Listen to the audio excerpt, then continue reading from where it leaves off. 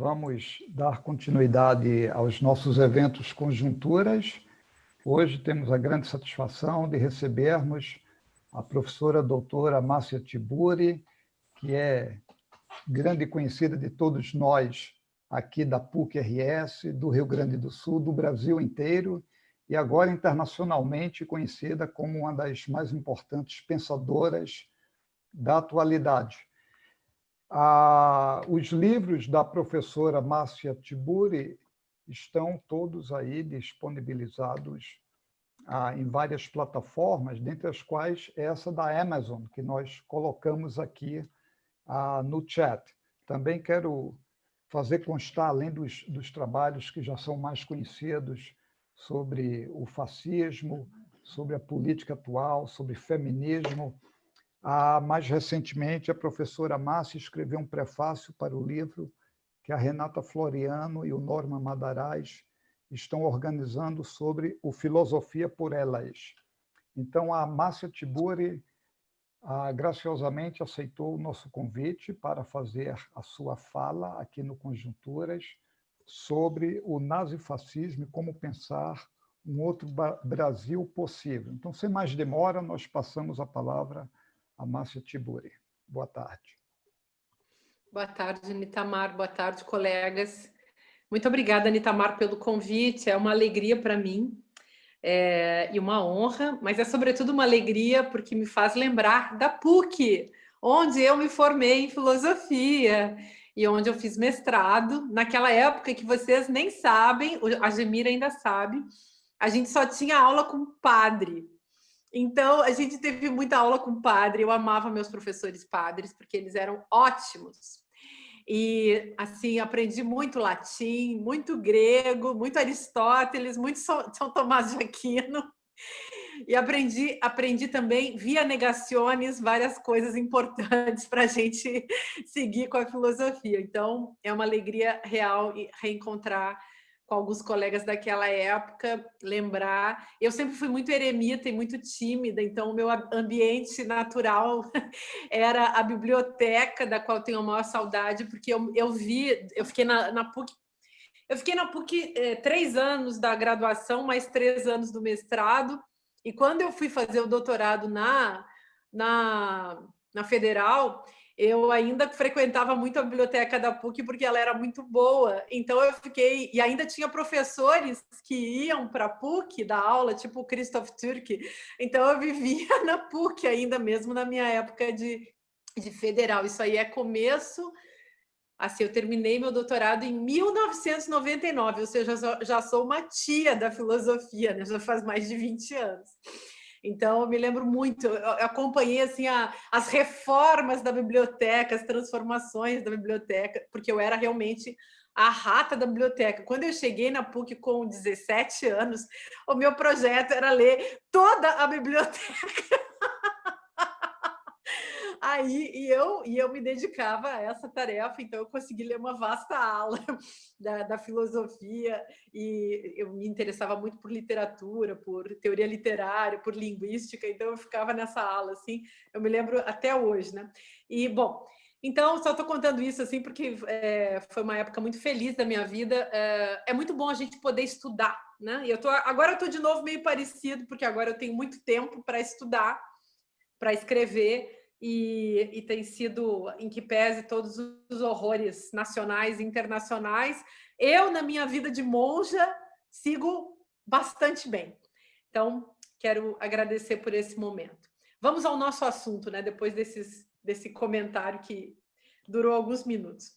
Bom, quando o Nitamar gentilmente me convidou para essa fala, eu sugeri que a gente falasse justamente, então, o projeto era falar sobre questões brasileiras contemporâneas, e eu propus que a gente falasse sobre esse tema que eu intitulei Como Derrotar o Nazifascismo, porque é uma questão que eu me coloquei nos últimos tempos e é o título também de um livro que eu vou lançar, que já deveria ter sido lançado agora em agosto, mas atrasou para setembro, pela editora Record, e eu gostaria, então, de discutir alguns tópicos que eu desenvolvi nesse livro.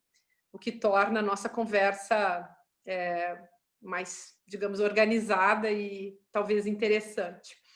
Eu quero colocar essa pergunta sobre como derrotar o nazifascismo e reconstituir um pouco da sua história, para que vocês possam saber por que me coloquei essa pergunta e para que as pessoas também depois possam, situadas nesse contexto, fazer as suas colocações.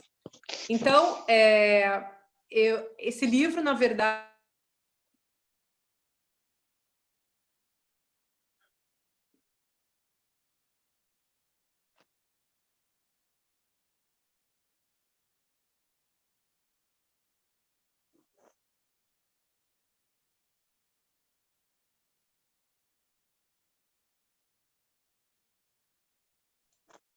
Microfone, Márcia, o microfone teu está parado, por favor, reativa. Conseguiu? Voltou? Voltou. Nós perdemos agora um minuto, mais ou menos, meio tá minuto. Bom. Então, eu vou voltar. Então, eu resolvi me colocar essa questão, como derrotar o nazifascismo, no contexto de uma reescritura de um livro chamado Como Conversar com um Fascista, que foi um livro lançado no ano de 2015, que eu comentei que alguns de vocês conhecem. Eu sei que o Ricardo, por exemplo, conhece esse livro.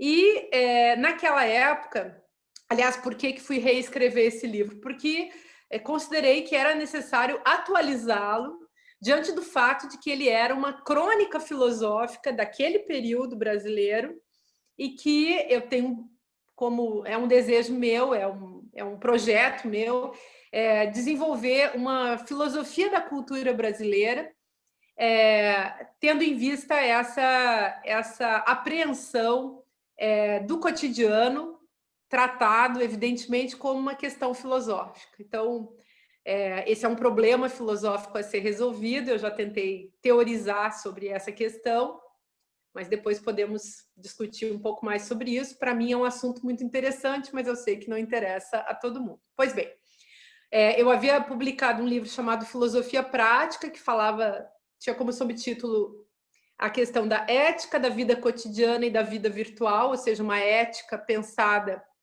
em relação a esses dois universos da nossa experiência cotidiana comum e contemporânea. E logo na sequência, em 2015, eu publiquei um livro chamado Como Conversar com um Fascista, que era um livro sem nenhum tipo de pretensão, nenhum tipo real de pretensão.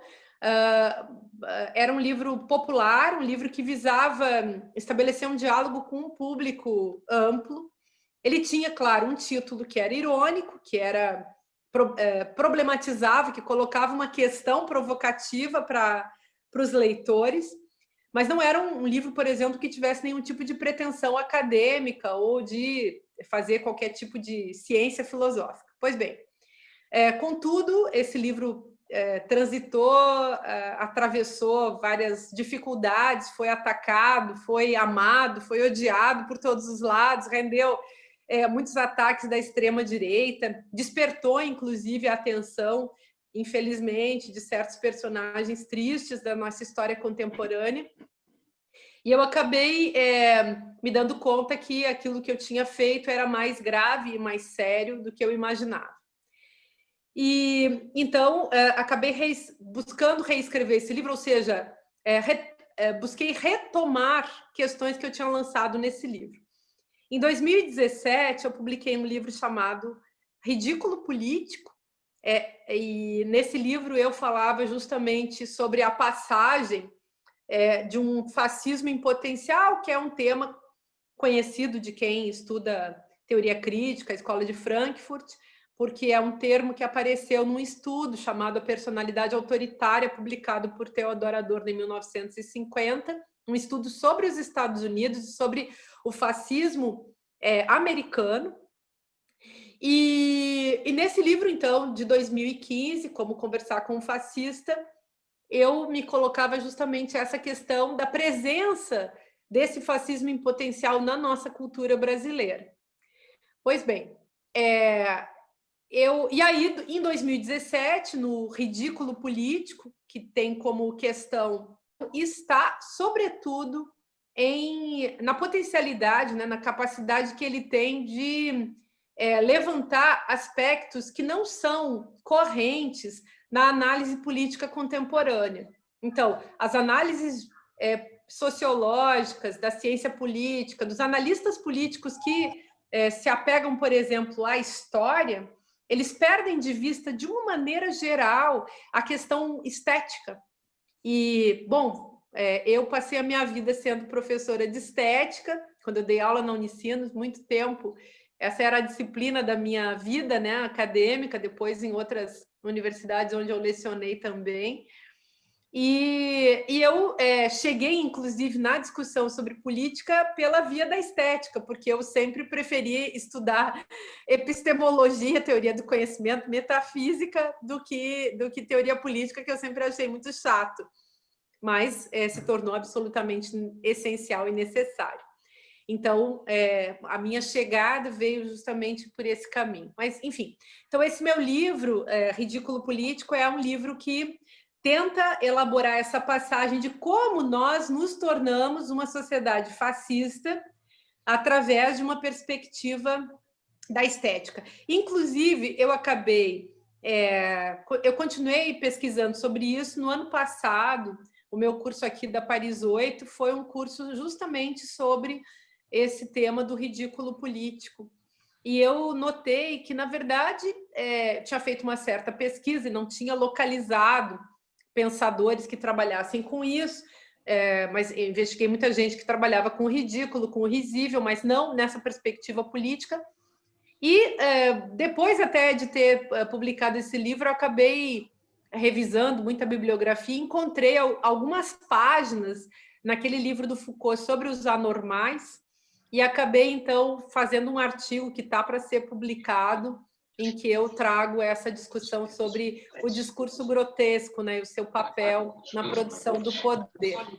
Bom, aí, em 2019, eu estou dando essa nota bibliográfica, fazendo esse percurso, porque ele importa para eu explicar de onde sai o como conversar, ou como derrotar o nazifascismo. E como eu sou uma pessoa que gosto muito da escrita e me dedico a isso, tanto a escrita dos ensaios quanto a escrita dos meus romances, a textualidade ela realmente me situa, então eu prefiro falar a partir dessa perspectiva. Bom, então, em 2019, depois de eu ter feito uma aventura muito curiosa, que foi a minha candidatura ao governo do estado do Rio de Janeiro, e é interessante mencionar isso, porque hoje as facções que estão em guerra no Brasil, a facção bolsonarista e a facção de Witzel, estão em guerra e Witzel está perdendo, né? E Witzel foi um triste opositor naquela época em que nós estávamos, assim, fazendo das tripas coração para ver se salvávamos alguma coisa do Brasil, o Brasil que afundava o pé realmente na lama fascista cada vez com mais força. Em 2018 isso era visível. Então, a partir da minha observação de cronista do ano de 2018, eu escrevi um livro chamado Delírio do Poder. O subtítulo é Psicopoder e Loucura Coletiva na Era da Desinformação. E nesse livro eu faço uma análise da situação brasileira, justamente desse país que avança no fascismo, e ao mesmo tempo conto certas histórias relativas à minha própria experiência com a campanha política, e é um livro que eu escrevi com o intuito de completar essa análise nessa trilogia que acompanha o tempo da ascensão fascista no Brasil. Então, a gente pode chamar esses livros de uma crônica filosófica. Eu acho que eles têm uma validade filosófica muito interessante para pensar o tempo presente, e talvez eles possam ser, no futuro, um testemunho filosófico dessa experiência, desse período triste da nossa história brasileira, né? Então, assim, a gente segue fazendo a filosofia brasileira, né? Bom, e nesse livro eu trabalhava com esse conceito de psicopoder, que diz respeito justamente a era algo que eu já vinha desenvolvendo desde aquele livro da Filosofia Prática, de 2014, com essa ideia, então, de pensar o cálculo que o poder faz sobre aquilo que as pessoas pensam, sobre aquilo que as pessoas sentem, sobre aquilo que as pessoas fazem. Então, lembrando do conceito de psicopoder de Michel Foucault, que aparece tanto nos seus textos, nas suas aulas sobre o nascimento da biopolítica, quanto no texto da História da Sexualidade. Então, eu levantei essa perspectiva desse psicopoder como cálculo que se faz inclusive sobre a linguagem, que eu já mencionava também no livro do Como Conversar com o Fascista. Bom, como derrotar o nazifascismo? De que se trata, né, nesse caso? Eu entendi, e aqui eu vou entrar em questões mais conceituais, menos biohistóricas, né? Eu entendi que era preciso trabalhar de maneira mais aprofundada com esse conceito de fascismo. Uma questão fundamental, eu vou falar um pouco sobre a questão terminológica, né? Tem um autor que eu gosto muito, que é o Theodor Adorno, que é esse autor sobre o qual fiz mestrado e doutorado, mestrado aí na PUC, doutorado na URGS.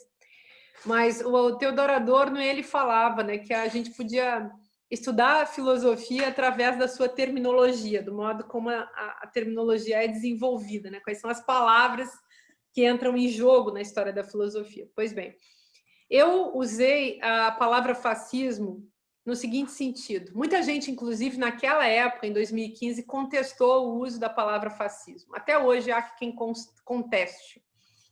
E eu usei fascismo no seguinte sentido, no sentido expandido, ou seja, pensando o fascismo como uma ideologia, também como uma tecnologia política, pensando o fascismo no sentido amplo, não no sentido do movimento criado por Benito Mussolini, que deu nome à coisa, mas emprestando esse termo, como muitos outros pensadores fizeram desde a época em que ele surge com Benito Mussolini há 100 anos atrás.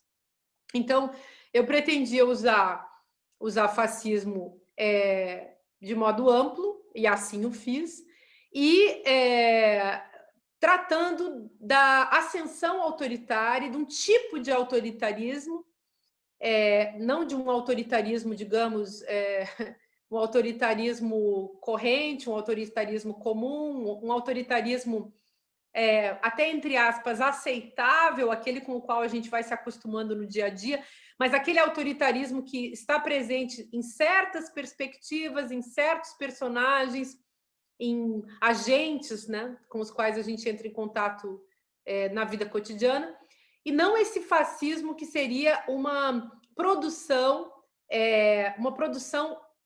das massas, né? Então, eu pensei muito nisso, evidentemente.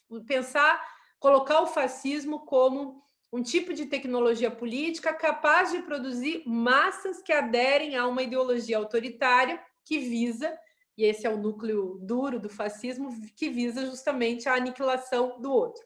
Então, os fascismos, em geral, são populistas, no sentido de que eles produzem inimigos, e nesse sentido a gente pode dizer que o patriarcado é um grande fascismo que produziu um inimigo, que é a mulher, assim como o racismo é um grande fascismo que produziu um inimigo, que é o negro, e assim por diante. O capacitismo, um grande fascismo que produziu um inimigo, que é a pessoa com deficiência, e a gente poderia usar fascismo, então, no sentido genérico, para falar dessa perspectiva que é machista, patriarcal, que é racista, que é capacitista, mas no sentido genérico, então não no sentido de um movimento político, né?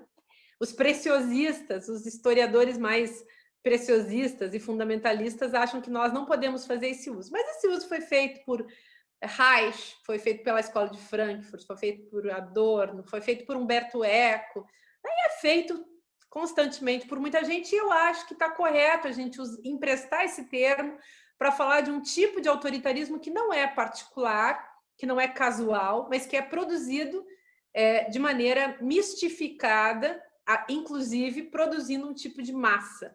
Então, existem autoritarismos que não produzem massas, que não precisam mistificar e produzir massas mistificadas. O fascismo é aquele tipo de autoritarismo que produz massas mistificadas. Ou produz mistificação a ponto de produzir massas mistificadas. Ou seja, não existe uma massa antes do fascismo. O fascismo é que cria a sua massa, né? E a massa aqui eu estou usando no sentido do Elias Canetti, no sentido do Adorno, ao contrário da multidão do Spinoza, que implicaria justamente a presença dos indivíduos, das pessoas, das singularidades preservadas dentro do todo. Bom, então, deixa eu contar uma coisa para vocês, aliás, fazer um parêntese aqui, porque várias vezes que eu estou conversando com vocês me vem essa memória, e aqui eu fiquei pensando numa coisa. Quando eu publiquei o Como Conversar com o Fascista, várias pessoas se insurgiram contra o livro, alguns dizendo, você está exagerando, outros com ódio. Então, claro que o ódio veio da extrema-direita, que, na verdade, não é que a extrema-direita tivesse ficado com vergonha, porque essa é uma qualidade que a extrema-direita não tem. Mas a extrema-direita, no Brasil, ela não gostaria de se ver atacada. Então, um livro como o meu, enfim, todos nós sofremos, todos nós que combatemos as perspectivas autoritárias, sofremos muito, né? E um livro como o meu foi muito atacado por essa gente. Mas continua sendo atacado até hoje, como eu mesma vivo sendo atacada, por isso mesmo que estou morando fora do Brasil. Bom, mas eu me lembro também de um professor da PUC, não do Rio Grande do Sul, da PUC de São Paulo, que, sendo um sujeito, digamos, bem situado politicamente, alguém que tem noção da democracia, que defende a democracia, que tem uma postura até proto-anarquista, ou seja, de uma esquerda ainda mais radical, digamos assim, ele contou numa aula, ele falou com muito ódio em relação ao meu livro, e ele contou numa aula que ele ia para a livraria da Travessa, que fica no Rio de Janeiro, embora ele seja um professor em São Paulo, que ele ia para a livraria da Travessa e escondia o meu livro. E falava muito mal de mim, num tom muito misógino, num tom assim, num tom maldoso mesmo. Provavelmente nunca leu as coisas que eu escrevi, evidentemente devo ter escrito coisas boas e coisas ruins, coisas mais palatáveis, coisas menos aceitáveis, coisas mais consistentes, coisas menos inconsistentes, como todo mundo, a gente escreve várias coisas, né? E ele não deve ter lido nada do que eu escrevi, nem de bom, nem de ruim, mas tinha essa perspectiva.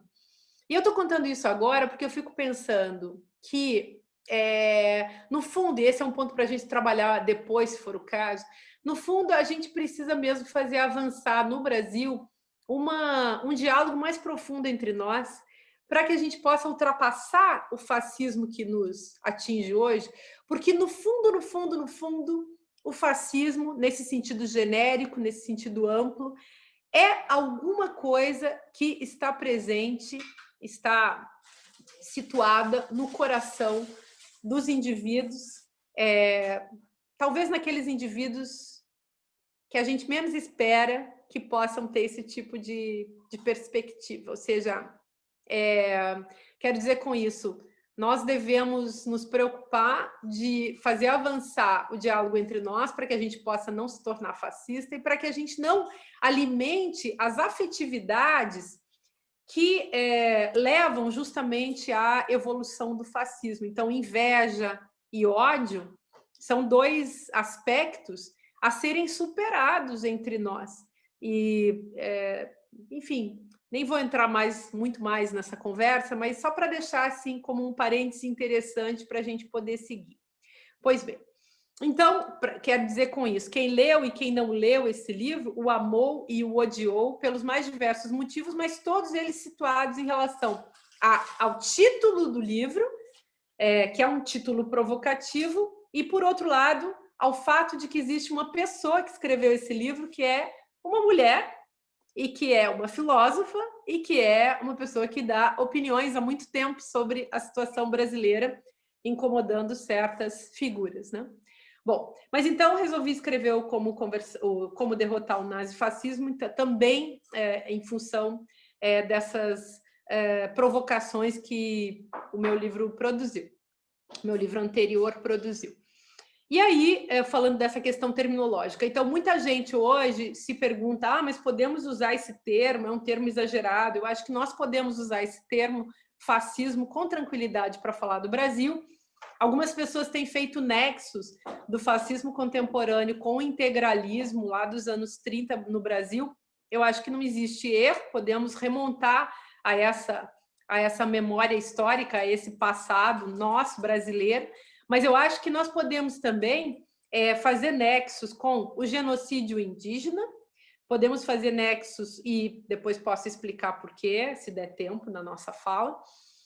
Podemos fazer nexo com, evidentemente, com a escravização no Brasil, que foi também um genocídio do povo africano que aqui chegou, os africanos que chegavam aqui no Brasil escravizados, sequestrados, muitas vezes vendidos, comprados, roubados. Essas pessoas sobreviviam muito pouco tempo aqui no Brasil, morriam muito cedo, em poucos anos, viviam poucos anos, né? E a gente pode considerar também que essas pessoas vinham para cá simplesmente para morrer, serem escravizadas, considerando o nível de ignomínia, né, a que estavam submetidas, e vinham aqui justamente no nosso país para serem dizimadas, mortas.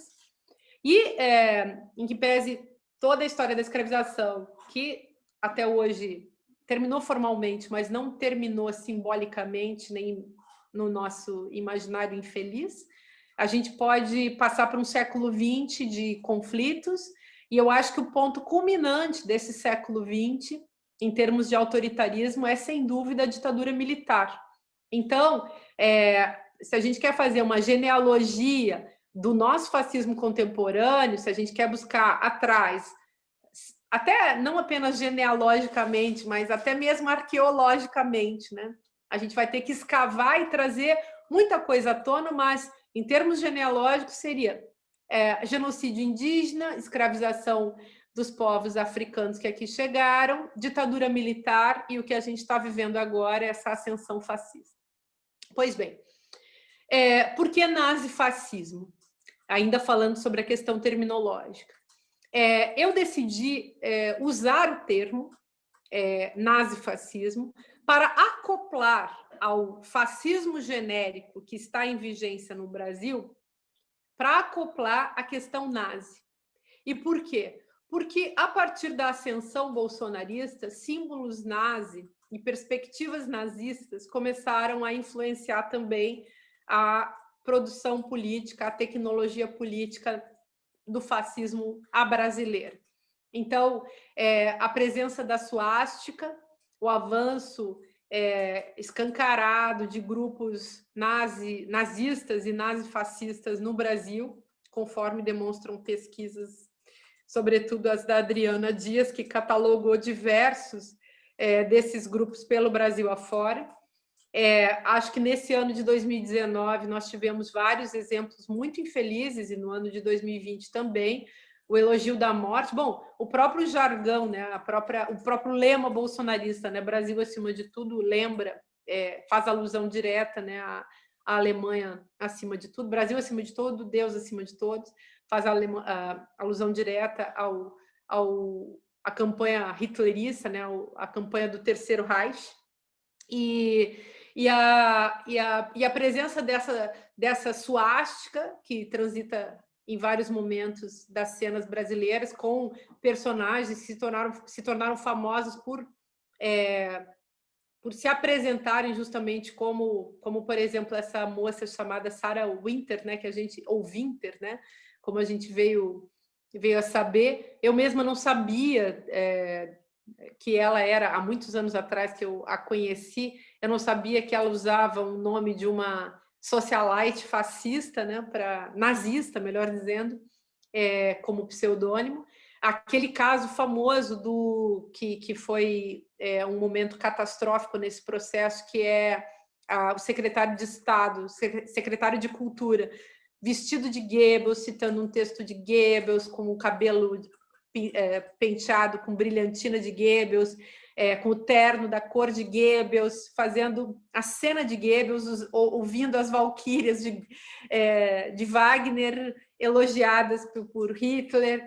Quer dizer, ele fez toda uma cena, uma performance que tinha um objetivo claro de produzir efeitos de poder sobre as pessoas e de trazer aquilo que também é uma característica do bolsonarismo, que é o elemento mítico, a produção do mito, que recupera as raízes, as histórias desse passado mítico e refaz o mito a partir de uma cena de 100 anos atrás, né? Então, essa produção mítica, todos vocês devem ter lido aquele livro O Mito Nazi, do Lacoue-Labarthe, isso é uma questão importante, então, na produção desse nazifascismo brasileiro. Bom, e o próprio Bolsonaro lembra muito no seu, e isso eu trabalhei naquele livro do Ridículo Político, ele lembra muito o histrionismo de Mussolini e de Hitler.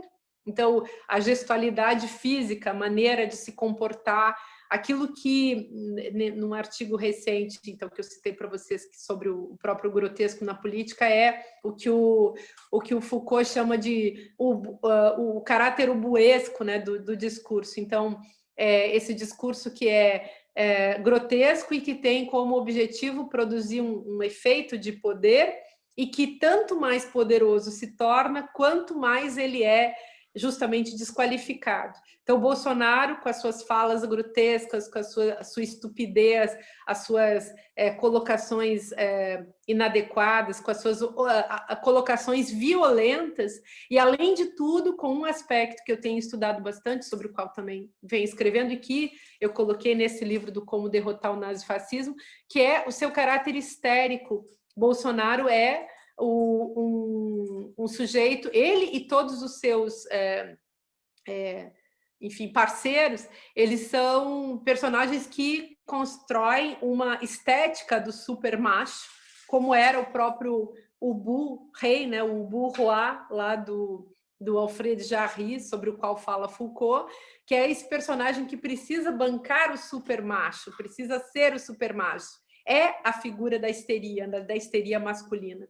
Então, Bolsonaro e seus filhos, o sinal de arminha, as armas escondidas, ou melhor, escondidas para aparecerem nas suas roupas, várias vezes tem fotos, né, tem várias imagens de ostentação desse tipo de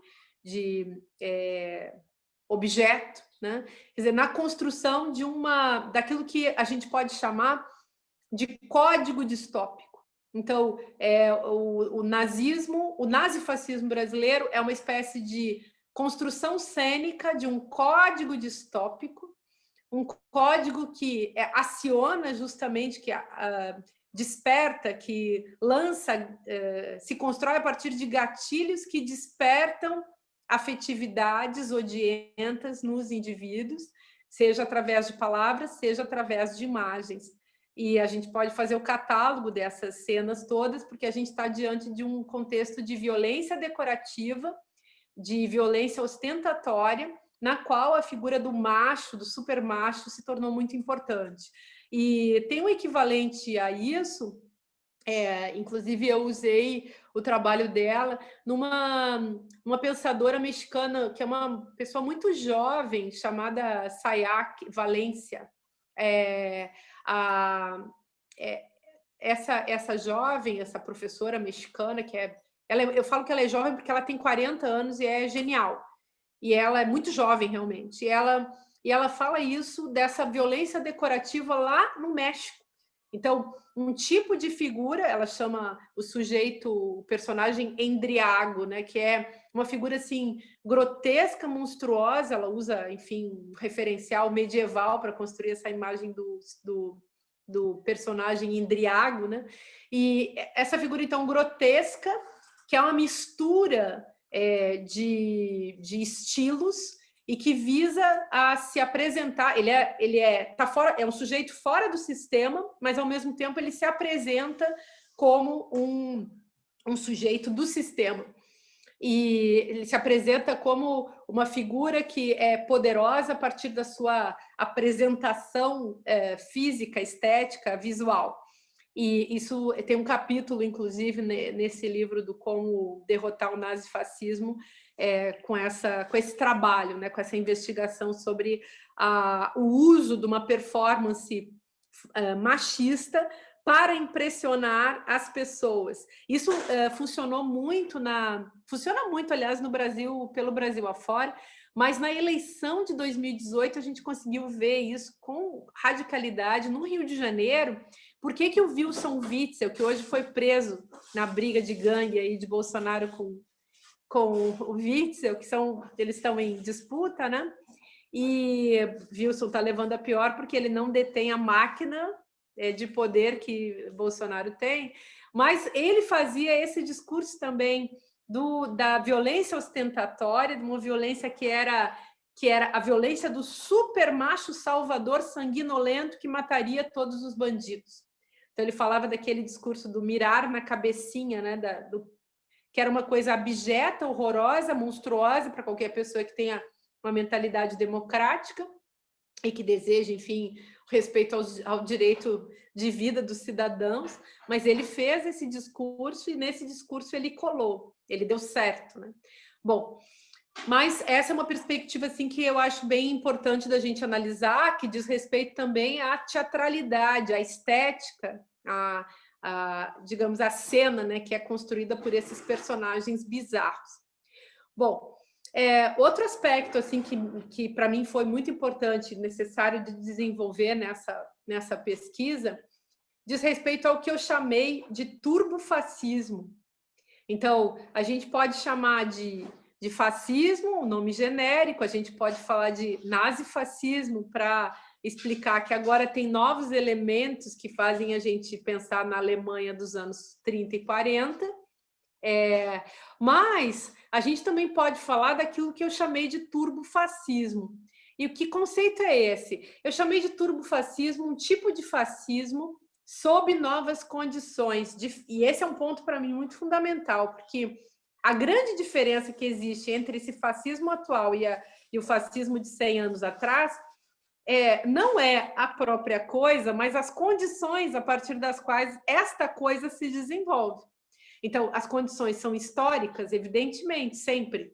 Mas essas condições históricas, no século XX, também são condições sempre tecnológicas. Então, se vocês lembrarem do texto da Indústria Cultural do Adorno, no qual ele fala sobre ele diz assim, o Adorno e Horkheimer, né, eles dizem assim, a racionalidade técnica é a racionalidade da dominação. Então, esse para mim é um ponto muito importante, porque a gente precisa compreender, para compreender os fenômenos, precisa compreender o contexto tecnológico no qual esses fenômenos estão inseridos.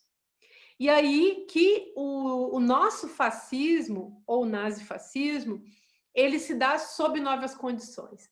No começo do século XX, havia o rádio, havia o cinema, e havia, claro, as técnicas de impressão, mas essas técnicas eram todas analógicas.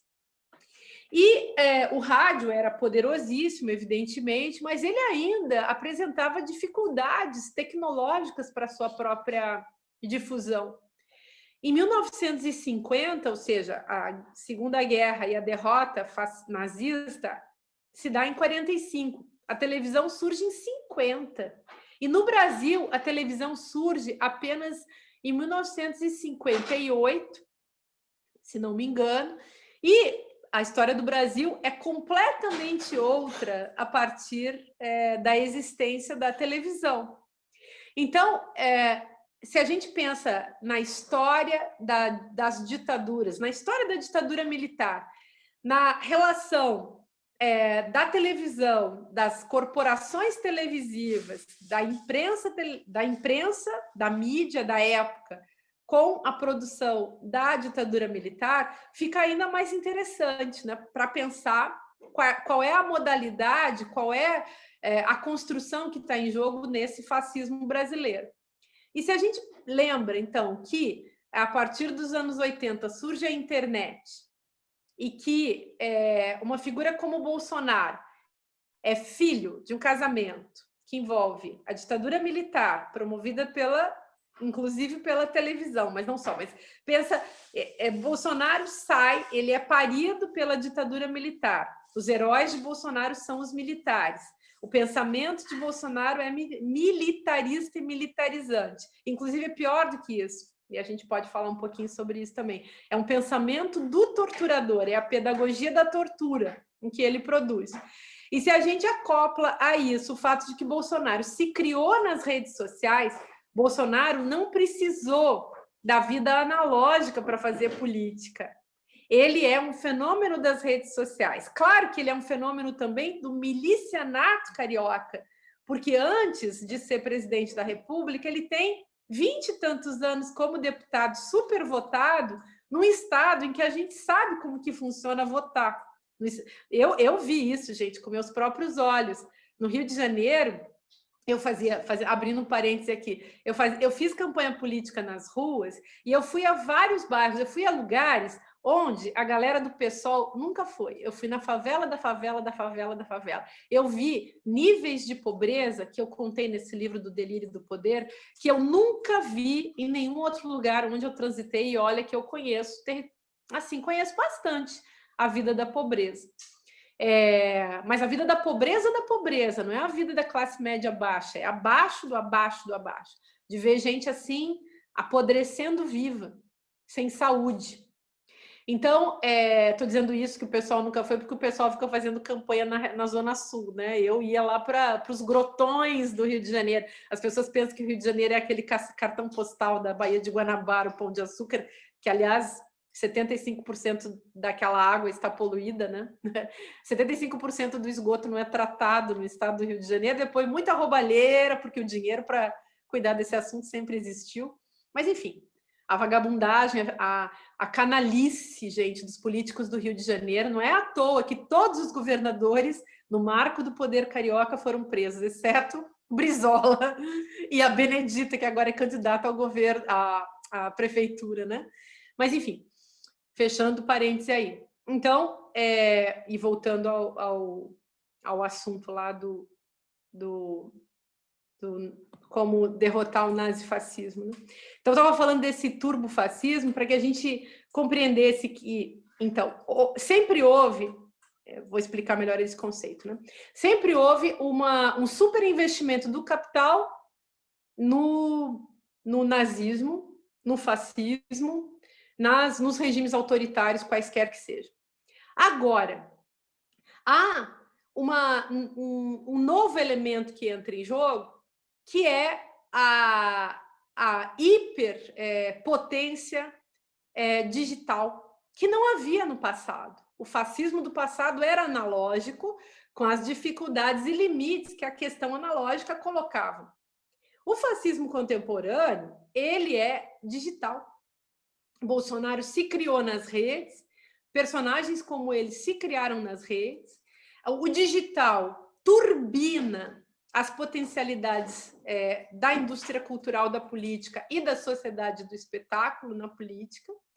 O digital afeta outras estruturas da nossa percepção, que não tinham sido atingidas ainda, digamos, apenas por uma escala analógica. E, nesse sentido, a gente pode falar de um turbofascismo, que é esse fascismo digital. Esse fascismo das redes sociais.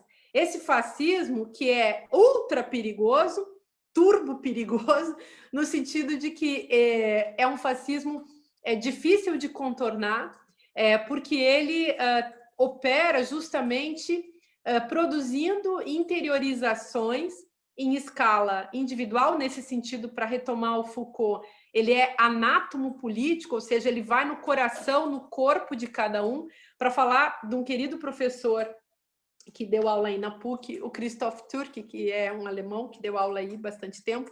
Ele atinge as instâncias teofisiológicas da nossa existência. Então, nesse sentido, esse fascismo, ele é ultra, hiper tecnológico, de um tipo de tecnologia que joga fora por completo a qualquer tipo de experiência que o transcenda. Ele funciona praticamente por jogos de linguagem que se dão na internet. Quando algum corpo vem atrapalhar, esse corpo é sumariamente executado, ele deve sair da cena. Então, a quantidade de pessoas mortas e de pessoas ameaçadas de morte, se a gente lembrar de Marielle Franco, morta por essas figuras, eu fui ameaçada de morte, tive que ir embora do Brasil. Todos aqueles que estão enfrentando o fascismo hoje e o nazifascismo nessa estrutura, tal como está dado nesse momento no Brasil, correm riscos os mais diversos, e por isso as pessoas também têm tanto medo do que possa acontecer. Bom, com elas mesmas, com seus familiares. Estou falando de mim que saí, posso lembrar de Jean Willis que saiu, existe uma quantidade imensa de professores, de intelectuais que já foram embora do Brasil, como vocês sabem, e que são pessoas que não têm porquê dar notícia pública, porque não são pessoas públicas, mas pessoas que são perseguidas nas universidades públicas, assim como também há gente perseguida nas universidades privadas. Então, é aterrador isso. Bom, para concluir, passar para as perguntas, eu só queria dar mais uma notícia sobre esse meu livro. O Como Derrotar o Nazifascismo é um livro que aposta, evidentemente, em certas esperanças que eu acho que nós precisamos manter, porque, inclusive, elas são o alimento da resistência e elas são aquilo que pode nos salvaguardar e nos fazer avançar. Então, eu realmente continuo acreditando, como professora de filosofia que sou, nas potências do diálogo. Evidentemente, não no bate-papo furado com os fascistas, não é isso, né? Não defendo bate-papo e nem conversação com fascistas, mas defendo a possibilidade de nós criarmos uma sociedade para o diálogo. E, nesse sentido, filosofia, cultura, arte, educação, todas as perspectivas, todos os projetos que façam avançar a nossa democracia são bem-vindos e todos eles dependem dessa ideia do diálogo. Mas, ao mesmo tempo, nós precisamos fazer com que esse diálogo avance. E, nesse sentido, eu acredito que é possível, é possível fazer avançar uma ação conjunta da sociedade como um todo, das instituições e da sociedade civil, chamemos assim, dos intelectuais, dos professores, dos educadores, dos pensadores, dos artistas.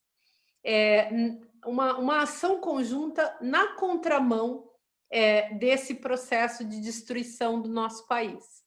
E eu acho que no Brasil atualmente falta articulação das esquerdas, porque as esquerdas também, cada partido, por exemplo, vive preocupado com o seu próprio quinhão, né? E nesse sentido, isso eu escrevi no Delírio do Poder, as pessoas estão mais preocupadas com jogos de poder do que com política. Política naquele sentido poético-político, ético-político, que a gente aprende desde Platão até, passando por todos os filósofos, chegando em Spinoza, chegando em Marx, quer dizer, uma política que não é jogo de poder, que está além disso, que tenta construir a comunidade humana, vamos chamar assim, né, para resumir. Então, acho que nós precisamos investir nisso, nós não podemos, evidentemente, desistir, mas, ao mesmo tempo, nós não podemos relaxar, porque nós não podemos deixar o fascismo avançar, não podemos deixar esse nazifascismo atual crescer e se desenvolver. E, para isso, precisamos enfrentá-lo. E, para enfrentá-lo, devemos produzir ação conjunta, cotidianamente, ocupar as redes sociais, como estamos fazendo nesse momento, ocupar as nossas redes pessoalmente, mas tentar chamar mais pessoas para isso, os professores, os pesquisadores, os estudiosos, numa ação de combate ao fascismo, e essa ação precisa ser articulada. Então, eu acredito que as articulações podem surgir a partir de instituições, a partir... Não, eu confio menos nas lideranças do que nas instituições, mas acredito muito que é preciso fazer avançar isso e não apenas produzir esse trabalho mais particular. Eu mesma me vejo agindo muito no particular, e acho que isso tem um tempo, é um tempo de preparo também das subjetividades para as lutas, mas eu acredito que nós precisamos ultrapassar essa forma individual de ação rumo a uma construção coletiva mais consistente. Então, espero que isso aconteça. E agora vou agradecer a vocês e esperar as perguntas que eu imagino que possam surgir. Se houver perguntas, estou disponível para responder. Obrigada, colegas. Um abraço a todos. Estou aqui disponível. Muito obrigado, Márcia, pela bela e profunda fala. Nós temos algumas perguntas, vamos aproveitar para te ouvir novamente. Eu já queria lançar uma pergunta que foi um pouco aquilo que o Balibar perguntou, em tom de provocação, para a Judith Butler, e depois a Sheila Ben-Habib, a Nancy Fraser e várias feministas deram diferentes possibilidades de resposta, que é sobre a questão do feminismo e do universalismo, né? Porque se a gente vê, sobretudo, o universalismo como algo eurocêntrico, machista, modernista, etc., fica complicado retomar uma leitura que transcende as particularidades. Mas, ainda assim, eu gostaria de saber, na tua fala e na tua pesquisa, nos teus livros, a gente pode assumir que você falaria também do fascismo, assim como do feminismo ou do racismo, de uma maneira universal que possa transcender as particularidades locais, regionais ou nacionais, como você falou no final da sua fala. Você quer que a gente junte mais perguntas ou vamos separando? Pode ser, Nitamar, pode ser juntar as perguntas, né? Porque aí a gente economiza tempo também, né? Tá, tem uma segunda pergunta aqui. O turbofascismo é assustador. Um candidato que venceu as eleições sem comparecer a nenhum debate, que espalhou todo tipo de mentiras e que matou pessoas e que ainda é defendido por muitos.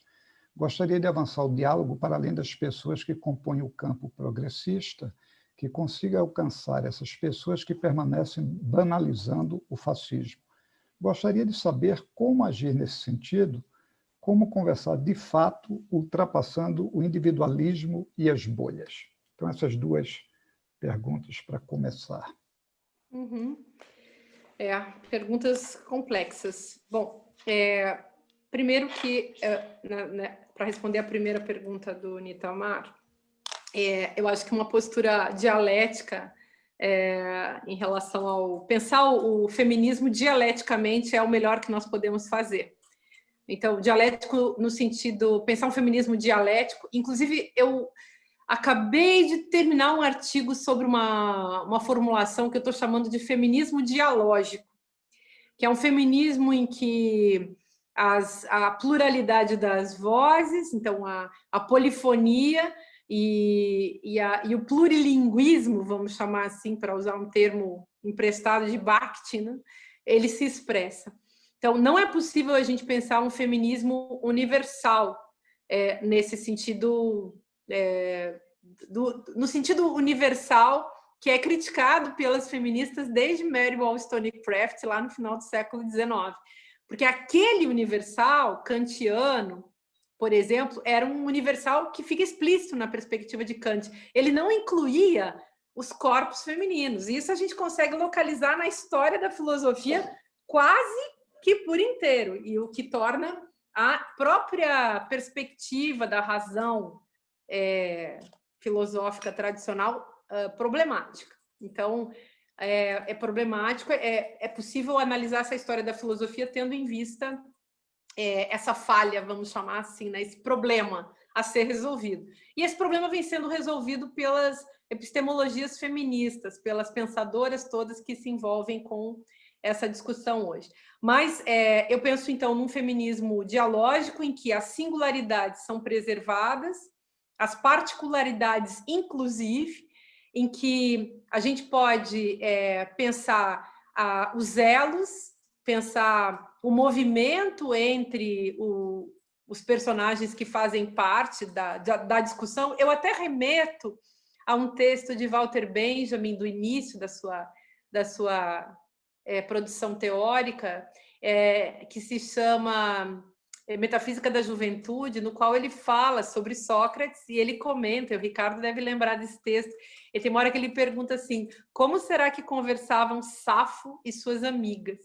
Então, pensar nessa conversação entre as mulheres.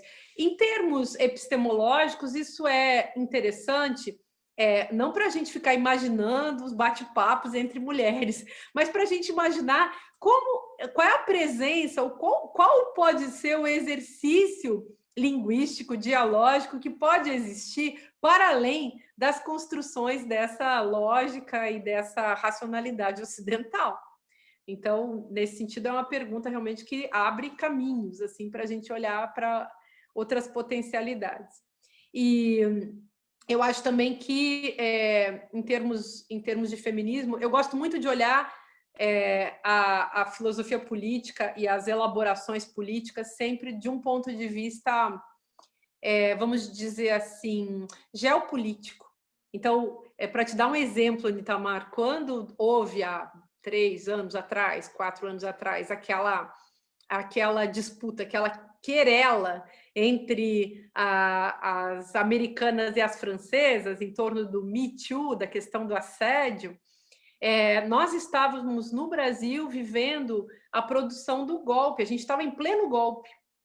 E eu me lembro assim que a imprensa brasileira deu muita notícia para essa questão, e quando eu fui interrogada, eu disse, olha só, as americanas têm razão do ponto de vista delas, as francesas têm razão do ponto de vista delas, não se trata da gente procurar consenso, e não se trata também da gente procurar quem é que está tendo razão nessa história. Agora, nós aqui no Brasil, o nosso feminismo está se enfrentando com a perda da democracia.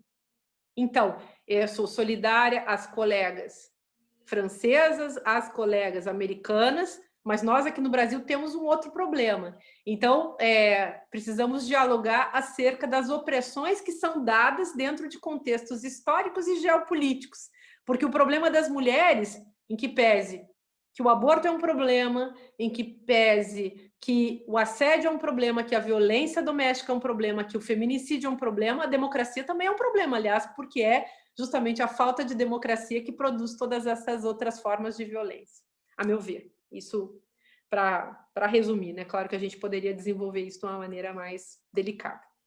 Bom, então, eu penso dessa maneira. O feminismo eu tenho desenvolvido essa ideia de que o feminismo não é só uma outra epistemologia, mais uma. O feminismo tem sido um paradigma, ele tem funcionado como uma mudança de paradigma, e talvez no futuro ele possa vir a ser, inclusive, uma nova episteme, a partir da qual todos nós, como corpos, vamos pensar, independente de gêneros, até porque eu acho que a tendência no tempo é que gêneros venham a desaparecer, nós não sejamos mais submetidos a essa configuração, chamemos assim, né? Bom, a segunda pergunta, então, o turbofascismo, né? Como alcançar as pessoas, como agir, como conversar, a velha angústia das pessoas, né? Eu sei que essa é uma grande angústia, tanto que o título do meu primeiro livro era Como Conversar com Fascista, porque era resultado dessa angústia. Esse livro surgiu após uma experiência pessoal, que me deixou muito assustada no contexto da minha própria família. Então, eu escrevi um texto chamado Como Conversar com Fascista, que era um artigo do blog da revista Cult que eu tinha naquela época, e que visava justamente discutir isso, né? Colocar essa angústia em cena, percebendo que essa angústia já era uma angústia comum para várias pessoas, né? Isso já estava no cotidiano, transitando no nosso cotidiano. Bom, então, acho que uma coisa é fundamental para situar bem essa pergunta, que aquele que pergunta, todo mundo que estuda filosofia fica invocado com as perguntas, né? Por que perguntamos, por que formulamos essas perguntas e por aí vai. Mas, enfim, todo aquele que pergunta, que faz essa pergunta, primeiro deve ficar tranquilo com o seguinte: é preciso primeiro compreender o fenômeno. Então, nós precisamos primeiro estudar isso, entender bem isso, para então poder conversar com as pessoas. E para poder conversar, não basta ter o conteúdo consistente, coerente, ou seja, não basta eu saber o que é o fascismo e qual é a sua história, e o que aconteceu com ele. Só pegar meu telefone, porque eu preciso avisar uma pessoa sobre um acontecimento que está se dando. Vocês sabem que eu tenho uma filha que não escuta, né? E eu tenho que mandar uma mensagem para ela, porque ela não está ouvindo o telefone dela tocar. Mandei a mensagem, agora ela viu, ela está lá no quarto dela, e eu ouvindo o telefone e ela não. Aí agora ela foi atender, desculpem a interrupção. Bom, então a gente precisa primeiro entender o fenômeno para depois poder superar o fenômeno. Não tem chance da gente superar o fenômeno sem entendê-lo. E aí, quer dizer, essa pessoa que pergunta talvez esteja preocupada com duas coisas. Uma é como suportar essa gente chata, louca e má, que são os fascistas, as personalidades autoritárias que tomaram a conta da cena. Isso é um problema. E, por outro lado, como ajudar também essas pessoas a saírem disso? Então, é uma pergunta legítima. Como fazer? Porque nós estamos angustiados, nós queremos uma perspectiva pragmática, digamos, diante das nossas teorizações, né? E aí, eu acho que tem níveis bem complexos de resposta a serem dadas sobre isso, mas diria o seguinte: há pessoas com as quais a gente pode sim conversar e há pessoas com as quais vai ser impossível conversar. Aí eu recomendo que quem fez essa pergunta leia A Personalidade Autoritária do Adorno, analise a escala F com os seus vários tópicos, os 9 tópicos, né, que falam justamente das características da personalidade autoritária, e a partir da compreensão desses 9 tópicos, que essa pessoa fique atenta à presença dos fascistas na sua vida. É muito difícil conversar com essas pessoas, sobretudo quando elas estão quando elas avançaram, digamos, na paranoia. Então, essas pessoas também, em estado de paranoia, não vão procurar psicólogos, psiquiatras e ajuda que seria necessário. Claro, há uma mistura aí entre problemas, digamos, cognitivos e problemas mentais, no campo da saúde mental mesmo, mas também os problemas cognitivos que dizem respeito à ausência de raciocínio, à lacuna de reflexão na vida dessas pessoas, ao vazio do pensamento, para usar uma expressão da Hannah Arendt. Quer dizer, pessoas que realmente emburreceram, que é uma questão, imbecilizaram, né, que é uma questão também para a gente desenvolver melhor em termos epistemológicos em outro momento. Mas há também, evidentemente, pessoas com as quais é possível fazer algum tipo de troca e mandar alguma luz e colocar alguma dúvida, né? Difícil no momento em que nós estamos, que o Brasil, né, está ultra fundamentalista e não consegue olhar para nenhum tipo de abertura maior. Então, é problemático. Eu só diria o seguinte: não pense, para quem fez essa pergunta, que o problema é seu, né? Não pense que é você que está com um problema e que é você que tem que saber falar com essas pessoas, porque essas pessoas se tornaram inabordáveis. Elas não têm vontade de falar. Elas estão tomadas de certezas. Elas preferem ir para a igreja neopentecostal, adorar o líder autoritário. Elas preferem fazer como a Flor de Lis. No extremo, essa pessoa vira uma Flor de Lis. É triste falar isso, e as pessoas podem dizer que exagero. Não é exagero. O fascista, no seu extremo, chega à capacidade de destruição, cujo sinônimo é matar o outro. Foi isso que aconteceu na Alemanha nazista, só que as pessoas, em vez do cidadão matar, se matava muita gente também, os civis se matavam entre si, Mas em vez do cidadão matar o judeu, ele dava essa tarefa para o Estado. Então, é importante que a gente saiba disso.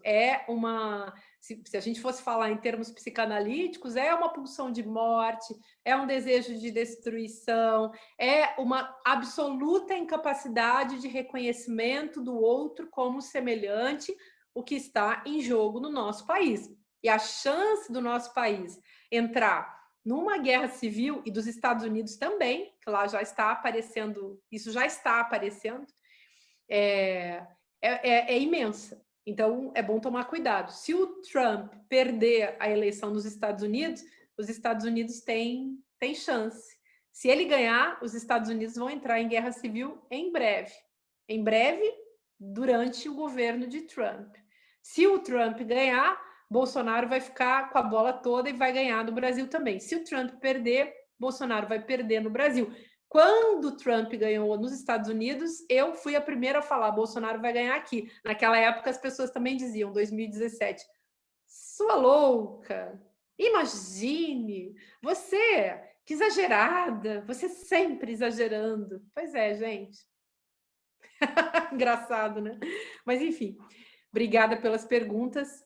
Se alguém quiser fazer mais alguma pergunta, estou aqui. Sim, a Márcia, mais duas perguntas. Primeiramente, gostaria de agradecer a Cássia, que fala muito pela fala da professora Márcia. Fico muito feliz de receber uma filósofa como a professora Márcia em nosso PPG. Então, minha pergunta é sobre a questão do ódio. Sempre escuto falas que indicam uma necessidade da esquerda em superar o ódio, mas me questiono se o ódio não poderia ser mobilizado de maneira positiva pela esquerda, ter mais ódio pelo mundo como ele é e pelas vidas que somos coagidos a viver, não poderia ser muito produtivo para nós, em algum sentido? Muito obrigado. E uma outra pergunta da Beatriz, do Carlos Jaque. Boa tarde, professora Márcia. Por favor, pergunto à senhora sobre o enfrentamento ao nazifascismo, entendendo este como um braço, uma opção do capitalismo.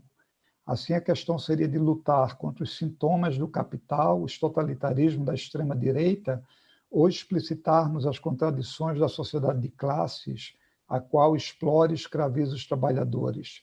A esquerda brasileira tem praxis marxiana em seu horizonte ou entende que as reformas através do Estado são suficientes? Lembro que Marx sempre criticou o Estado e até visava o seu fim, pois representa os interesses da classe dominante.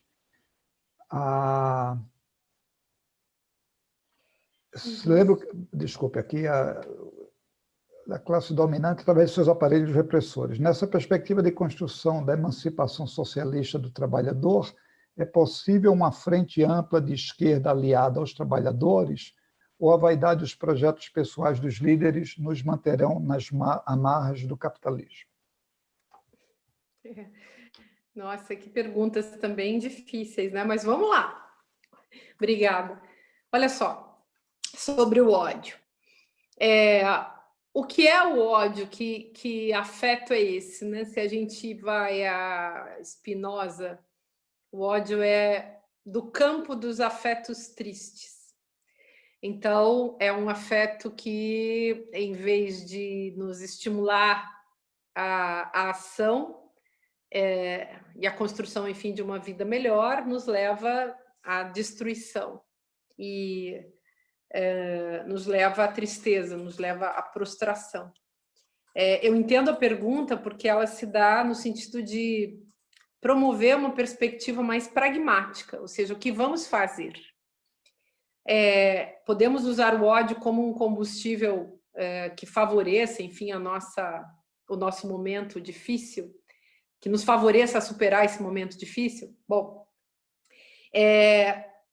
eu acho que para promover mudanças, nós não precisamos do ódio, ao contrário. Agora, nós podemos, sim, tomar atitudes que podem até parecer, num determinado ponto, radicais.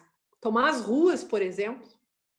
Eu acredito muito nas revoluções pacíficas, inclusive eu acho que o feminismo é uma revolução pacífica e por isso eu tenho, no tempo histórico, E eu acredito que o feminismo vem nos trazendo uma perspectiva de transformação radical da sociedade, ou seja, uma revolução em nível pacífico, sem violência, ou seja, também as mulheres sofrem violência, mas elas raramente praticam violência. Claro que esse tipo de revolução é muito lenta, então de vez em quando é bom você tomar as ruas, mas eu não acredito que seria bom, por exemplo, a gente usar a guilhotina no Brasil, que foi uma alternativa que os franceses usaram há 200 e poucos anos atrás na França. Assim, eles acabaram com a classe opressora, que era a nobreza, por aqui. Isso é a Revolução Francesa, que depois também desenvolveu vários defeitos, digamos assim, né? Mas, então, eu não acredito que a gente precise matar Bolsonaro, matar... Bolsonaro et caterva. Sou contra esse tipo de coisa. Acho péssima essa ideia. Até porque, se a gente pratica isso, a gente vai para a ala da Flor de Lis e a ala dos assassinos de Marielle, que são também muito próximos, né? São amigos de Bolsonaro, sabe lá quem mais, né? Quem era aquele terceiro elemento que estivesse ali. Então, eu não consigo, minha ética, e inclusive minha racionalidade não me permite defender a morte e o assassinato, nem para fins revolucionários. Em que pese que eu compreenda as revoluções do passado, no seu tempo, em que as coisas se resolviam dessa maneira. Não sou a favor de que, no estágio histórico em que nós chegamos, eu não sou a favor de que a gente continue usando esse tipo de alternativa. Bom, então, acredito em revoluções pacíficas. Acho que é possível. Só que, qual é o problema? No caso do Brasil, a gente tem oligarquias e instituições que funcionam em conjunto e que não favorecem o avanço de perspectivas pacifistas e de perspectivas, enfim, que possam transformar o nosso país num país agradável, bom, legal de se viver para todas as pessoas, né? Ao contrário, há um sequestro do Estado, que já vem há muito tempo, digamos que o governo do PT fez uma certa resistência contra isso, mas há um sequestro do Estado pelo neoliberalismo, e agora, desde o golpe de 2016, não há mais nenhum tipo de limite para o exercício do poder do Estado neoliberal, quer dizer, um Estado que não existe para os pobres, quer dizer, deixa os pobres à míngua, que morram, e ao mesmo tempo esse Estado é reservado para os muito ricos. Então, um Estado que trabalha para os ricos. Não é à toa que Guedes é o ministro da Fazenda, é o ministro que manda no governo e é um ministro neoliberal que deixa explícito constantemente, semanalmente, pelo menos, ele fala alguma grande atrocidade anti-povo, anti-pobres, aporofóbica, né? E ele é alguém que governa para os ricos. Então, essa falácia, né, do neoliberalismo como governo, como o fim do Estado, como Estado mínimo, fica explícita.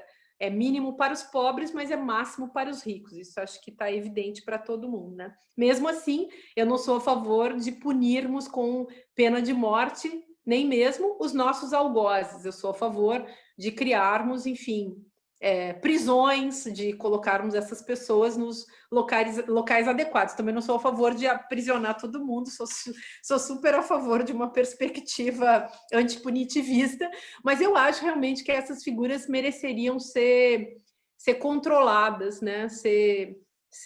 Mesmo que fosse uma prisão domiciliar para receberem psiquiatras, ajuda do padre ou do que quer que fosse, né?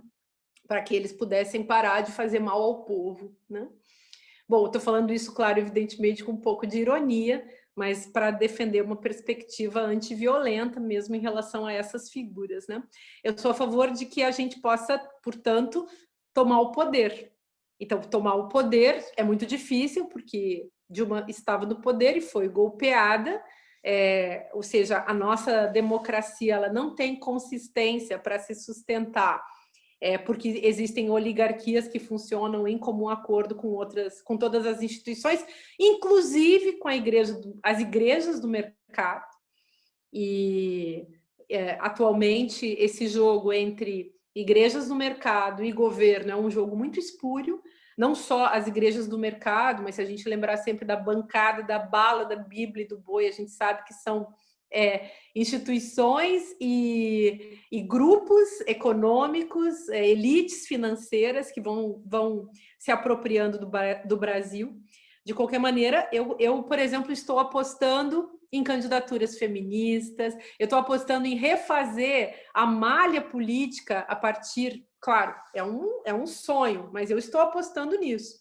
Eu estou apostando que as feministas vão se candidatar, e elas estão se candidatando como nunca estiveram no passado.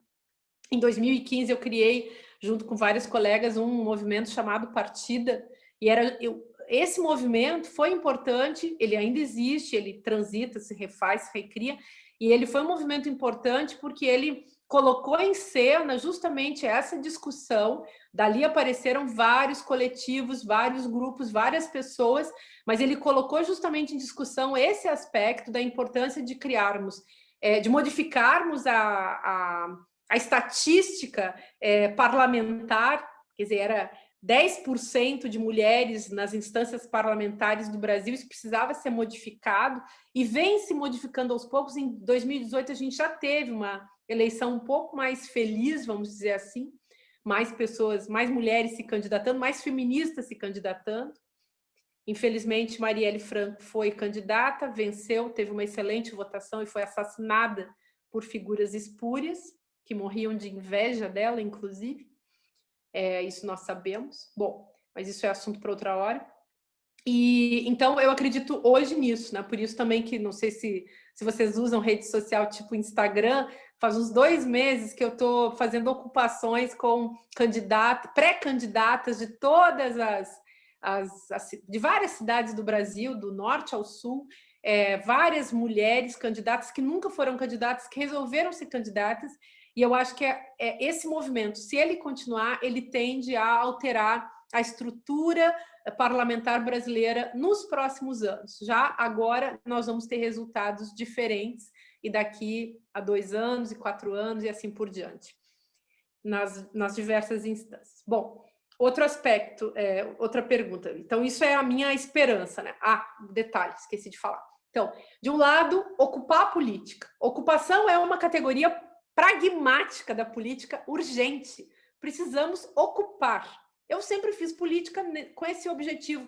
Vamos ocupar, porque se nós não ocupamos, os nossos algozes ocupam, e com muito prazer. Então, precisamos ocupar. Por outro lado, então, essa política institucional, burocrática, ela precisa realmente da nossa presença, da presença do campo progressista. Por outro lado, é preciso também fazer essa outra política, essa política que a gente está fazendo aqui. A política pedagógica, do esclarecimento, a grande política com P maiúsculo, né? O campo do político precisa ser trabalhado. E aí, a presença pública dos intelectuais é absolutamente fundamental. A extrema-direita fez uma ocupação em nível de guerra cultural, ocupando as redes sociais, tomando todos os espaços, destruindo intelectuais públicos, como eu, por exemplo, a campanha de difamação que eu sofri e outros. Então, é fundamental que a gente seja um exército, entre aspas, muito forte, que a gente tenha presença pública, que a gente vá para os jornais, que a gente dê entrevista, que a gente fale, que a gente tenha blog, que a gente esteja no Twitter, que a gente vá para... Twitter é uma rede que eu acho chatíssima, mas voltei para lá, nunca gostei na vida, tinha lá uma continha assim, mas voltei para lá faz alguns poucos meses com esse objetivo. A gente tem que estar presente, temos que ocupar espaço. Então, recomendo que vocês tenham essa paciência também, porque é óbvio que a gente gosta mais de fazer outras coisas, eu também, mas a gente tem que estar lá, né? E eu tenho feito, eu não posso mais ter Facebook, porque eu tive que acabar com a minha rede, porque se tornou um ambiente muito tóxico devido a eu recebi milhares de ameaças de morte pelo Facebook, e virou uma coisa assim completamente abjeta. Fazia mal, eu acho, para as pessoas, sabe? Então eu resolvi acabar com essa rede. Mas preservo o Instagram, que tem um controle um pouco maior, e o Twitter eu tenho sobrevivido por lá. porque eu sou muito odiada pela extrema-direita, tanto que eu vou dar um curso para eles. Eles se inscrevem nos meus cursos, gente, é super engraçado. Eles vêm assistir, eles pagam os cursos e depois eles saem falando. É muito engraçada a fixação, chega a me dar, assim, vontade de rir, né? Mas eles são perigosos porque eles fazem maldade, são uma gente chata. Mas, enfim. Bom, então, essa é a ideia, né? Vamos apostar nas minorias políticas para construir democracia radical.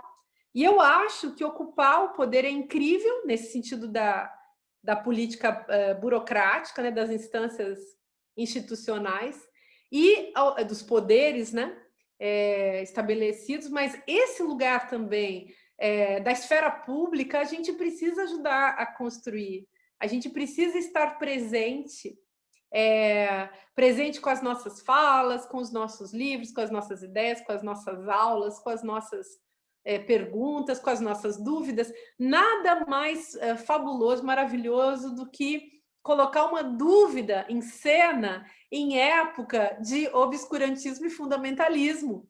Você vem e coloca uma pergunta, gente. É maravilhoso, é uma ação social fundamental. Então, façam isso, vamos seguir nessa linha e vamos, claro, buscar encontrar caminhos de articulação disso para que não fiquem só as ações isoladas, né, que são fundamentais, mas elas não, elas precisam ser aceleradas através da unidade e da ação conjunta. Bom, aqui é outra pergunta. Então, enfrentar o nazifascismo e a questão do capitalismo nesse processo. Eu tenho recomendado muito que as pessoas leiam um pequeno texto publicado nos anos 90, do Otávio Iani. Eu já citei esse texto várias vezes. É um texto em que ele fala da relação entre neoliberalismo e nazifascismo. E mostrando justamente como existem duas lógicas que se conjugam. E eu resumiria assim, que o fascismo ou o nazifascismo é a face política daquilo que o neoliberalismo é a face econômica. Então, é interessante pensar assim, porque, de fato, a história do século XX é a história do neoliberalismo, é a história do nazifascismo e de como eles vão afetando a vida dos países, dos estados e das populações. E o neoliberalismo é o capitalismo numa das suas fases de crise, quer dizer, o século XX é um tempo de crise do capitalismo, portanto, o capitalismo precisa se exacerbar, se radicalizar, ele se torna um capitalismo extremo, que é o neoliberalismo, justamente porque fica evidente o seu desespero, o desespero da classe capitalista, dos ricos, dos donos do capital, em sobreviverem, em se manterem cada vez mais poderosos diante da ascensão democrática, que também é uma característica do século XX. O século XX é um século de luta. Nesse sentido, para os hegelianos, é o século, assim, o século de todos os tempos, né? É o grande século, o século das lutas, da luta do desejo, né? Da luta do senhor e do escravo, em que o escravo não aceita de jeito nenhum ser escravo. E é claro que isso incomoda os agentes do capitalismo. Então, e o que a esquerda tem a ver com isso, né? Eu acho que também nós podemos falar de esquerdas, como a gente fala de feminismos. Vamos falar de esquerdas dialógicas, assim como falamos de feminismos dialógicos, para a gente parar com os joguinhos de poder que são próprios da esquerda. Eu tenho dito, inclusive, que eu vejo pela minha experiência, as mulheres do feminismo, que são dos partidos de esquerda, muitas delas, não estão vivendo a cisão que existe no ambiente da esquerda patriarcal.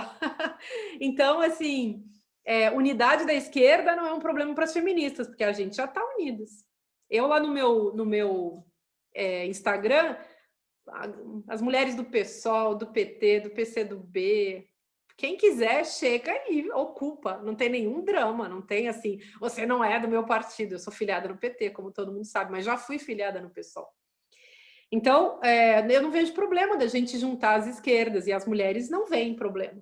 Agora, os homens veem, porque a relação também que os homens têm com a política é diferente, né, gente? As mulheres querem fazer coisas, e o nível de idealismo das mulheres é muito maior. E os homens têm uma relação narcísica com o poder, sabe?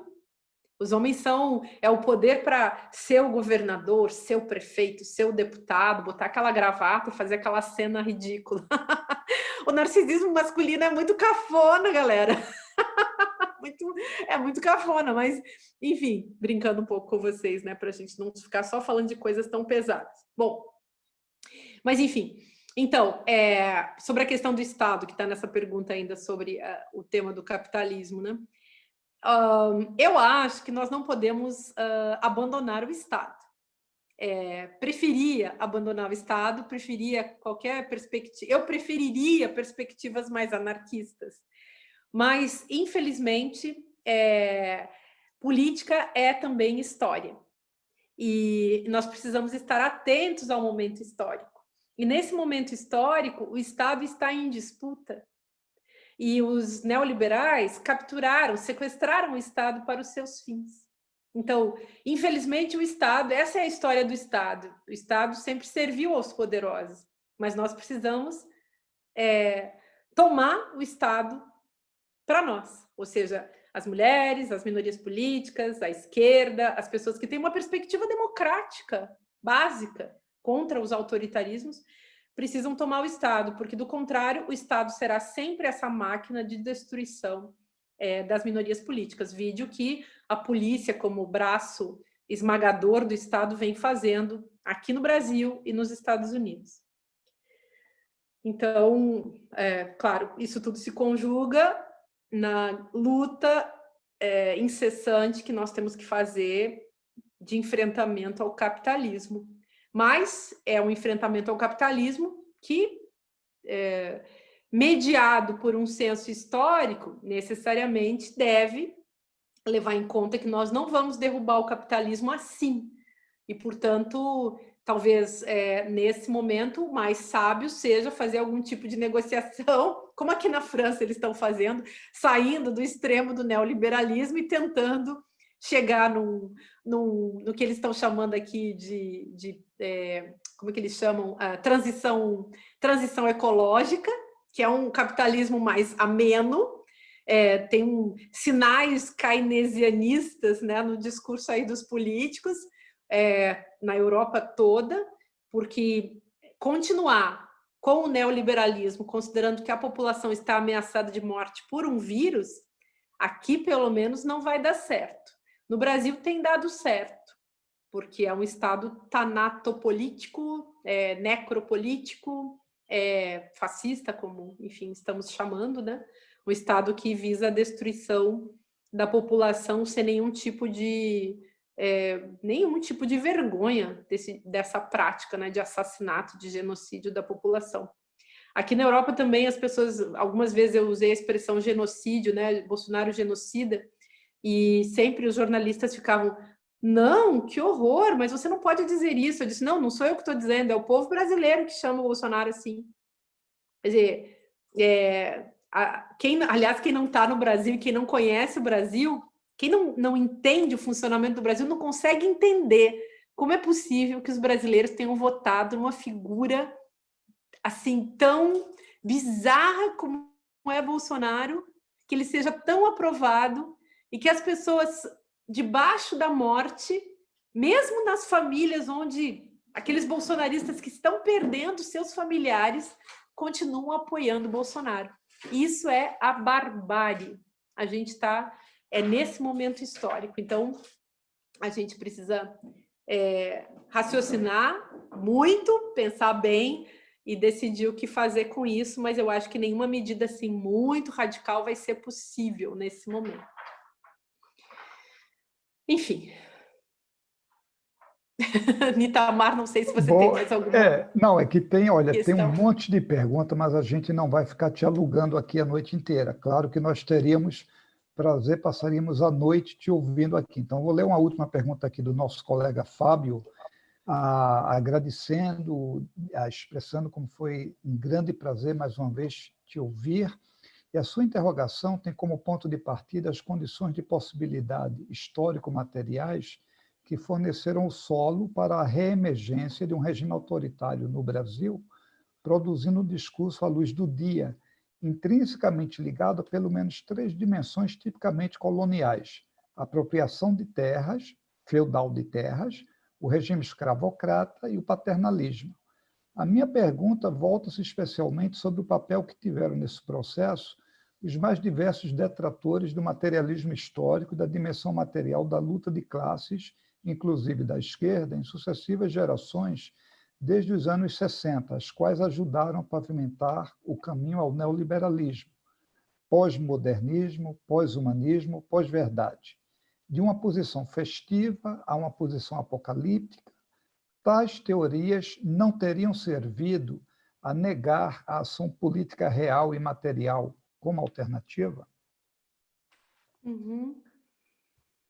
Então, Fábio, obrigada pela pergunta, obrigada, Nitamar. Pois é. Então, eu acho que existe um campo das disputas teóricas que são interessantíssimas e, sem dúvida, elas afetam as mentalidades. A gente que é do campo da filosofia, que nos ocupamos, enfim, dos tópicos epistemológicos, das grandes discussões, e ficamos muito fechados, né, nos nossos ambientes, a gente não sabe o quanto as nossas proposições afetam o mundo da vida, né? E, ou seja, acho que Fábio tem razão, porque a criação dessas discussões, quer dizer, é justo criar essas discussões, não podemos evitar essas discussões, mas as discussões que nós propomos têm efeitos.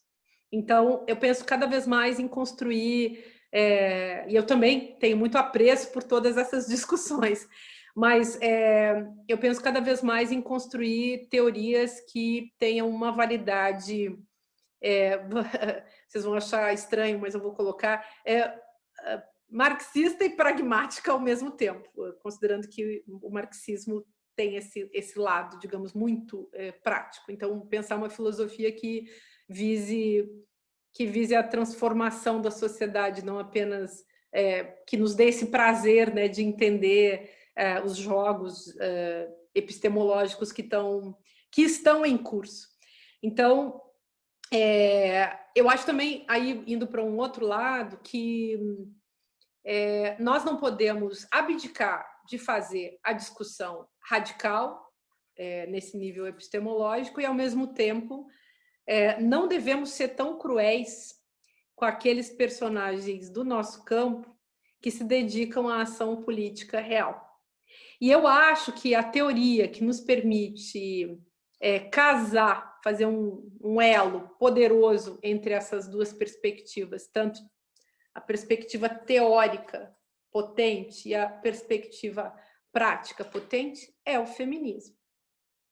Então, acho que não tem mais volta em relação a isso. Recomendo a todos vocês que releiam a história da filosofia que vocês conhecem, revejam as suas questões à luz do que as feministas têm colocado, porque desde os anos 70, bom, pelo menos desde 1949, com o segundo sexo, as coisas mudaram. E, sobretudo, a partir dos anos 70, quando as universidades são realmente tomadas, né, por essas pensadoras incríveis, é muita teoria boa para se analisar. E ali também, né, na produção dessas teorias, a gente começa a ver as falhas dos homens, né? As falhas das teorias construídas a partir das posturas patriarcais. Então, coisas assim... eu achei graça, por exemplo, esses dias eu me dei... Nunca tinha lido, gente. Eu ando relendo umas coisas, lendo umas coisas que eu nunca tinha lido, tipo aquele Axel Honneth. Eu fui ler o tal do Axel Honneth, que todo mundo lê. Aí o cara faz uma coisa horrorosa. Aquele livro super bacana sobre o reconhecimento, famoso, né? Aquele estudo hegeliano, incrível, que bárbaro. Todo mundo cita, né? E todo mundo cita sem ler, né? E aí na verdade eu fui ler porque eu estava tentando entender qual era o problema da Nancy Fraser, Porque eu acho também as feministas americanas, às vezes, muito engraçadas, porque tudo para elas é assim, ou isso ou aquilo. Então, falta dialética todo o tempo, né? Aí eu fui ver, bom, vamos lá ler o cara lá, porque ela deve... O jeito que ela coloca aqui está muito... Tá precário, mas ela não está errada, ela tem razão, mas vamos às fontes, né? Aí eu fui ler o sujeito. Aí eu sigo assim no começo, muito interessante, tal. Tem uma hora que ele fala assim: as feministas já falaram disso, mas eu não li. Aí eu, putz, meu, que pena. Então a sua pesquisa ficou muito precária. E tem uma questão que é a política da, vamos chamar assim, a citacionalidade que a gente tem que entender, né? Quer dizer, todo mundo vai citar o tal do Axel Honneth, eu também vou citar. Eu vou citar justamente no parágrafo em que ele diz: as feministas eu não li. Quer dizer, você quer avançar na sua discussão, mas se você mesmo deixa claro que isso você não leu porque você não teve tempo, meu querido, então essa sua tese vai ser reprovada nesta banca, né? Estou falando isso, assim, claro, nesse tom, vamos brincar, vamos espairecer, mas isso é sério, né? A Silvia Federici, que escreveu, por exemplo, Caliban e a Bruxa, ela se queixa de Marx, mas com mais. Marx não conseguiu se colocar a questão das mulheres, né? Muito pouco, assim, através do Engels, mas muito mal colocado também. Mas, digamos, se tivesse avançado, teria percebido. E o Foucault, gente, coitado, acabou. Eu acho o Foucault maravilhoso, tem muitas coisas dele que a gente pode aproveitar, mas na hora que você confronta, mas escuta aqui, você não viu que você, além de ter estudado os loucos, de ter estudado os penalizados com a morte, os supliciados, os vigiados, os punidos, os anormais, será que você não viu que você tinha que ter estudado as mulheres também? Você estudou os gays, por que você não estudou as mulheres, né? E as mulheres trazem um problema imenso para toda a história da filosofia, né? Então, e o que eu estou falando tanto das mulheres, porque eu realmente acho, de tudo que eu estudei até aqui, claro que não estudei tudo, mas estudei uma quantidade de coisas interessantes, que as teorias onde a gente encontra a passagem do teórico para o prático, do prático para o teórico, são as teorias feministas, sobretudo essas teorias interessantíssimas da interseccionalidade. Porque uma das críticas internas da filosofia, o feminismo é uma filosofia como transformação do mundo, é uma filosofia na sequência da 11ª tese sobre Feuerbach. Por quê? Porque não se aceita, no campo do feminismo, no debate feminista, claro, a gente louva e adora e acha ótimo todas as pesquisas que foram feitas, mas chega um ponto da história desse feminismo e da construção dessas teorias que há um chamado tal à prática que tem uma galera que já faz uma análise do feminismo decorativo. Então, vocês pensem assim, olha que coisa mais ótima, elas falando de um feminismo decorativo. Imaginem os filósofos, a gente vai dizer, era Marx dizendo, vamos parar com filosofia decorativa e vamos transformar o mundo. Não é curioso, gente? Eu acho maravilhoso pensar isso. Pensar que tem gente que consegue chegar nessas formulações tão que concentram, né, tantos problemas, tantas críticas e que lançam também tantas luzes, né? Então, concordo, diria assim, para seguir essa discussão feminista, que existem muitas teorias decorativas, né? Então, teorias decorativas que têm como função, não só os feminismos decorativos, né, super acadêmicos, que não se misturam com a prática, mas essas teorias que têm como função não resolver problema nenhum, apenas produzir mais aquela cultíssima, elegantérrima mistificação, que é também muito prazerosa de se fazer, mas que aí coloca a filosofia no campo da metafísica, quase lá da ficção, né? Então, vamos pensar isso juntos e vamos seguir tentando achar saídas. Obrigada a vocês todos, obrigada em especial ao Nitamar pelo convite, a paciência de vocês nessa escuta, e vamos continuar conversando, que foi um prazer. Obrigada. Muito obrigado, Márcia. Nós ficamos muito felizes, muito contentes com a tua brilhante, super profunda fala e comentários e, acima de tudo, de ter colocado a nossa filosofia em saia justa, não é? Porque já era tempo no Brasil de encararmos esse desafio do feminismo da maneira como você colocou aí, né? Que para toda a cultura política brasileira é realmente o grande desafio do momento, não é, que você está nos trazendo aí. Muito obrigado. Então, boa semana para todo mundo aqui. Bom final de semana. Gente.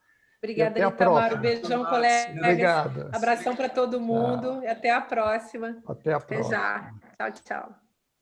Tchau.